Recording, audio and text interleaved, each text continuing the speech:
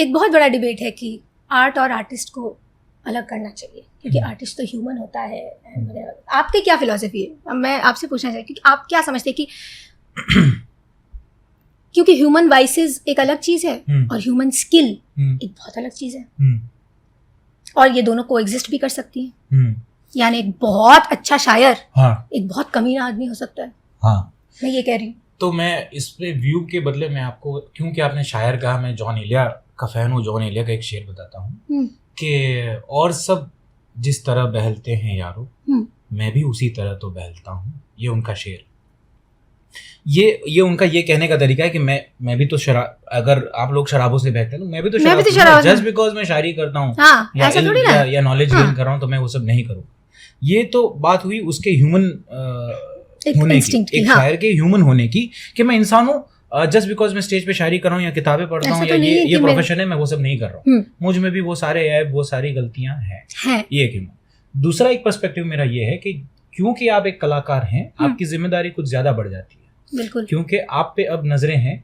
अब चाहे वो आप अपने आने वाली जनरेशन को मान लें, अपने पीयर्स को मान लें या अपने बड़ों की मान लें, तब आपको ख्याल रखना है कि अगर मान लीजिए आपको सिगरेट पीने का शौक है, मान लीजिए एटलीस्ट स्टेज पे ना पिए, स्टेज के पीछे पिए, राइट? आपको फुल फ्रीडम है एक ह्यूमन होने की। आपका सिगरेट पीने का मन है, आप पीजिए, पर स्टेज पे ना पीजिए। कई बार ये एरोगेंस या ये मामला तब गड़बड़ाने लगता है जब ये कहे कि मैं भी उसी तरह तो बहलता हूँ जिस तरह आप सब बहलते हैं, और लाइयो ये जब करना होता है। हाँ। और मैं तो खैर बहुत छोटा इंसान हूँ ये कहने के लिए, जॉन साहब ने ये किया है अपनी लाइफ में, तो that is where I sort of disconnect from the artist कि ये नहीं करना, मतलब ये नहीं करना चाहिए। तो एक लिहाज, एक क्योंकि वो भी पार्ट ऑफ, ये तो एक बहुत बहुत ज्यादा अच्छी आपने बात कही रिस्पॉन्सिबिलिटी वाली, कि जैसे ही, क्योंकि आर्ट जो है इतना खींचता है ना अपनी तरफ, and for the valid reasons. Art is attractive, art is magical, art, और ये सारी चीजों से आप आकर्षित होते हैं। तो जब आप सोचिए कि अगर बहुत बड़े तादाद में लोग आपसे आकर्षित हैं, तो दो बातें हो सकती है। आप उनको खाई में जाके गिरा सकते हैं, इतना पावर है आप पे, सोचिए, या आप उनको मतलब कहीं और स्पिरिचुअलिटी तक लेके जा सकते हैं। मतलब आपके पास ये दो चॉइसेस हैं। तो फिर रिस्पॉन्सिबिलिटी आप पे आएगी, आप क्या करना चाहेंगे। आप सोचिए कि इतने सुप्रीम पोजीशन में आप, और यहीं पे हम ह्यूमन, क्योंकि human beings, they are made up of you know these two, तो यहाँ पे वो टेस्ट हो जाते हैं कि इस रिस्पॉन्सिबिलिटी को कितने लोग बहुत कम, ग्रेटेस्ट ऑफ द ग्रेटेस्ट नहीं निभा पाते। मैं एक और एग्जांपल देता हूँ। मैं नाम इसलिए नहीं लूंगा क्योंकि अब मामला साबित नहीं हुआ है, तो फिर बोल के क्या मतलब। तमिलनाडु में बहुत फेमस लिरिसिस्ट हैं, मेरे पापा के फेवरेट लिरिसिस्ट थे। तो अब उन पे एक सिंगर ने, लिरिसिस्ट हैं और एक सिंगर, फीमेल सिंगर ने आरोप लगाया कि ये इन्होंने कुछ गलत हरकत करने की कोशिश की मुझसे। अब वो आरोप लगने तक मेरे लिए तो वो लेजेंड थे, वो राइटर है ना। लोगों को कई बार लोग पूछते हैं कि ये ऐसा कैसे लिखते हो विवेक, ये वो, तो मैं तो बोलता हूँ यार ये शायद मैंने कहीं तमिल में पढ़ा होगा, मैं बस रिसाइकल कर रहा हूँ, आपको तमिल आती नहीं है, मेरी चोरी पकड़ नहीं पा रहे हो, ऐसा कुछ है। तो मेरे लिए तब तक वो लेजेंड थे कि यार ऐसे कैसे एस्पेक्ट बता पा रहे हैं, ये आंखों को बोल रहे हैं कि यू नो ये जिस तरीके से फूल और चिड़िया वहां जाके नेक्टर खाती है, आपकी आंखें फूल हैं जो चिड़िया को खाती है, इस तरीके के ख्याल जो एकदम आउट ऑफ द, मतलब क्या थॉट है ना। तो आप उस तरीके से एकदम आपने उनको ये ग्लोरीफाई करके रखा अपने दिमाग में। लेकिन जैसे ही ये ऐसा कुछ लगता है, अब आप इस द्वंद्व में है, ये कॉग्निटिव डिसोनेंस है आपके अंदर। अगर मैं अब भी इनको चाहूं, अब भी मैं इनको चाहूं, तब तो मैं प्रमोट कर रहा हूं कि आप असॉल्ट कीजिए। And I do not want to put it on a gender. हो सकता है एक सक्सेसफुल फीमेल हो और किसी यंग मेल को, पावर जेंडर से थोड़ी रिलेटेड है। तो मैं प्रमोट कर रहा हूँ कि भैया आप अगर इंडस्ट्री में पावरफुल हो, मेल या फीमेल, आप अदर जेंडर को एक्सप्लॉइट कर सकते हो। करेक्ट। और दूसरा ये कि अगर मैंने अभी इनको डिसलाइक करना शुरू कर दिया, मुझे उनके पुराने जितने भी चीजें जो मुझे पसंद थी, मुझे उन सब से नफरत होने लग जाएगी और मैं वो सब डिलीट करना चाहता हूँ, क्योंकि मैं ये एसोसिएशन नहीं चाहता इस चीज से। क्योंकि मैं उसको कहीं ना कहीं आप उससे एसोसिएट होके भी आपको लग रहा है कि आप उसी को प्रमोट कर रहे हैं, उस चीज को, उनके स्किल को आप प्रमोट नहीं कर रहे हैं। हाँ. तो ये कहाँ से, ये जो फीलिंग आ रही है वो क्यों आ रही है? हाँ, क्योंकि कहीं ना कहीं हम प्रिंसिपल्स को स्किल के ऊपर रखते हैं. Right, true, absolutely. यानी कि अच्छा इंसान बनना, अच्छा स्किल्ड आर्टिस्ट बनने से ऊपर है. ट्रू. एटलीस्ट इसमें हम लोग सेम पेज में, बहुत सारे लोग इसमें भी शायद, मतलब क्योंकि देखिए यही है. तो ये वही वाला खेल है ना, जॉन एले वाला खेल है. जॉन साहब को अगर आप पूछें तो वो बोलेंगे आपके प्रिंसिपल्स, आपकी दुनिया, आपकी अलग, मेरी अलग, मेरी अलग, क्योंकि कॉन्टेक्सचुअली. तो पर यहीं पे फिर वो वाली बात आ जाती है कि कुछ चीजें बाइनरी होती हैं, और अगर हम उसके दायरे में करें तो कहीं ना कहीं आर्ट, यही तो उसकी प्योरिटी है यार, कि आप कैसे, आप मासूमियत को बचपने से अलग करना. जब हम उस तह तक जा रहे हैं और उस चीज को हम डिस्कस कर रहे हैं, तो यहाँ पे हम क्यों नहीं उसको अलग कर पा रहे हैं? करना हमको सेम, हमको I can not differentiate between the art and the artist. For me the artist has to be, मतलब ह्यूमन तो बी, आर्ट 19 चलेगा, आदमी तो 20 ही चाहिए मुझे. अच्छा, वाह, क्या बात कही. क्योंकि स्किल का तो कोई, देखिए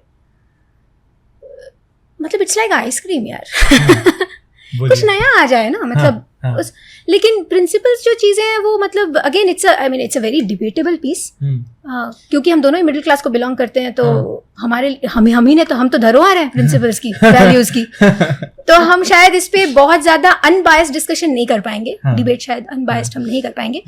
ये भी एक चीज है ना रोकिनी, कि ये कहा जाता है कि ये प्रिंसिपल्स या उसूल, जैसा आपने कहा, ये मध्यम वर्ग पे अमल करते हैं. जो एक हद से ज्यादा धन पा लेते हैं, वो रूल्स फ्लाउट कर सकते हैं by virtue of their power. और जो करेक्ट, और तो इस वजह से ये है. बट मेरा ये मानना है कि अगर आपको लंबा चलना है तो वो प्रिंसिपल, आपने जैसा कहा कि एक अच्छा इंसान होना बहुत जरूरी है, क्योंकि कलाकार तो जरूरी तो नहीं है, पर बड़ा जरूरी तो मतलब कॉन्टेक्सचुअल है ना, सब्जेक्टिव है. जरूरी मैं बताता हूँ उसमें क्यों मेरा थॉट वैसे है.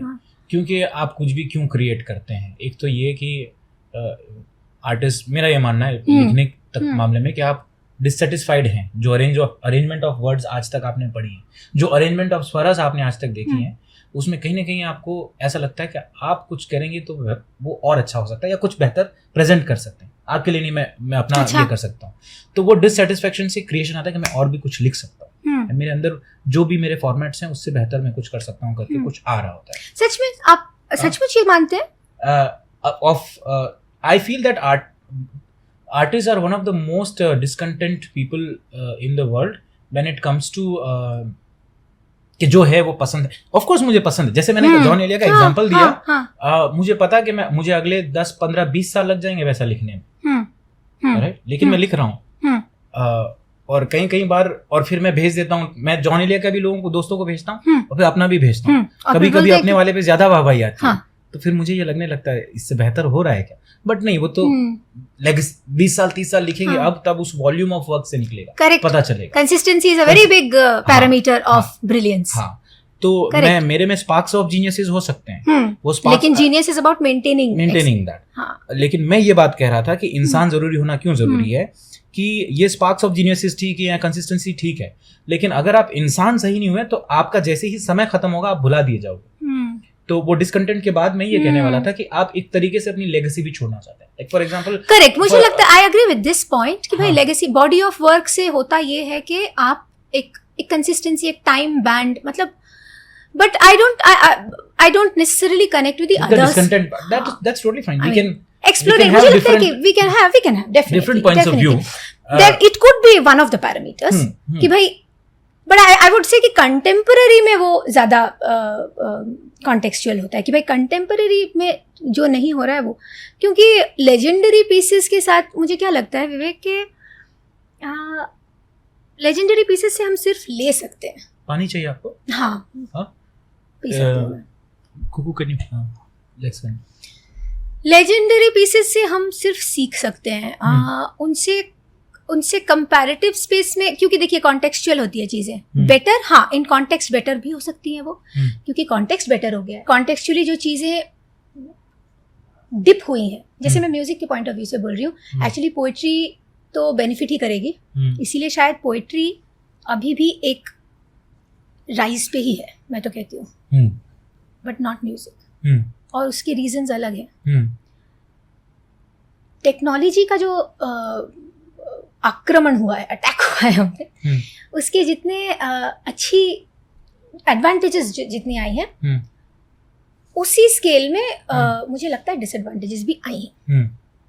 जैसे कि सिंपल सा एग्जांपल मैं बोलती हूँ कि कोई एक ऐसा साउंड जो सुर में नहीं है उसको सुर में किया जा सकता है with technology। वो आया इसलिए नहीं था कि एक बेसुरे को सुर में लाया जाए, वो आया किसी और चीज के लिए था, प्रिसिशन को और प्रिसाइज करने के लिए। लेकिन अनफॉर्चुनेटली कोई भी invention it has that ability to. पानी है उसमें बाय द वे। हाँ, it's a very interesting bottle. दुनिया आजकल कुछ ऐसी होती है। I don't drink for my throat. For my own, not for my throat exactly. My body does not really respond very well to alcohol. मतलब मुझे बहुत nausea और ये सारी चीजें लगती है। It does not respond well. What is your poison? आप you don't drink. I'm assuming you don't smoke. No, I don't. तो क्या नशे हैं आपके?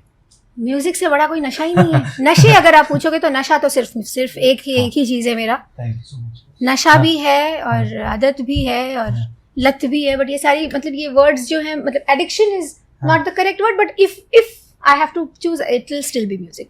But in terms of water, मैं कहीं जाके भी मैं बहुत ज्यादा, there is nothing that I am superly addicted to. Tea only to break off from my, and I think it's just a habit.